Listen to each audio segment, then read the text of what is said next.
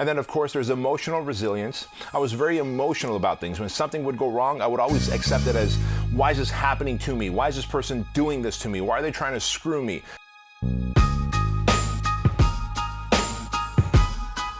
Today, modern day social media only edifies people who are already successful. So when the world sees me or anybody else out there who's successful, they go, wow, you're obviously a fighter jet. You've been a fighter jet your whole life. What they don't realize that is in 2010, 11, 12, part of 2013, I was having massive anxiety attacks, going to sleep at 2 o'clock in the morning, eating grilled cheese sandwiches and quesadillas at night, just stuffing myself because I would turn to food emotionally to sedate myself, or taking Vicodin and drinking NyQuil to fall asleep, waking up and taking Adderall and pre-workout to ditch the foggy headedness.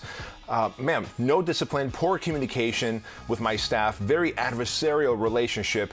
That was me. Very few people are born effective leaders. Like, wow, they can lead a business to success or an army to a battle. Most people develop into a leadership position through sheer effort, grit, and desire of, I'm gonna make it or I'm gonna die.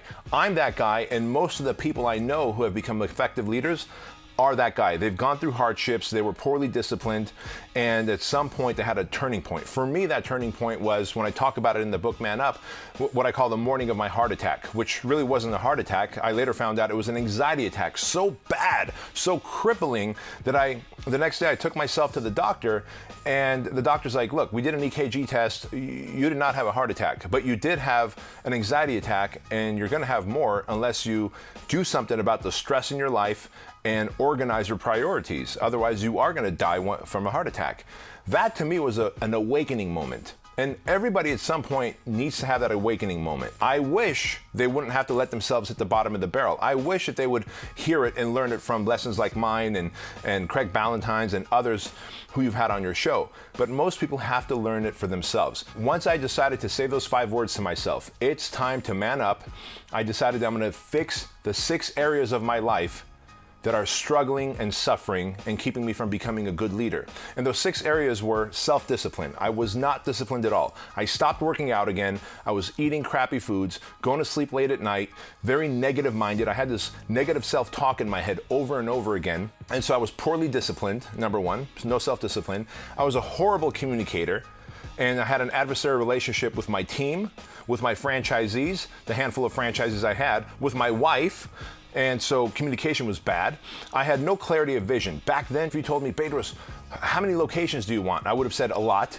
And you would have said, well, when do you want them by? I would have said as soon as possible. That is very poor vision planning, because what does a lot mean and what as soon as possible mean? How am I gonna message that to my staff? So then, of course, there's that 3rd pillar, which is clarity of vision. Then you have your 4th pillar, which is very important, which is decisiveness. I became a very quick decision maker. I used to procrastinate, not make decisions, hand wring about it, stress out about it. Now I make a decision. If I realize it was the wrong decision, I can course correct. And then, of course, there's emotional resilience. I was very emotional about things. When something would go wrong, I would always accept it as, why is this happening to me? Why is this person doing this to me? Why are they trying to screw me? Now I realize, hey, the person just made a bad decision in life, and as a byproduct, I'm getting screwed. But they're not attacking me. This isn't happening to me because they hate me. They're just making a bad decision, and I'm experiencing the fallout. So I'm more emotionally stable and resilient instead of erratic. And then the 6th and final pillar is I went from having employees, and I always talk about employees clock in a little late, clock out a little early, do the bare minimum to maintain employment.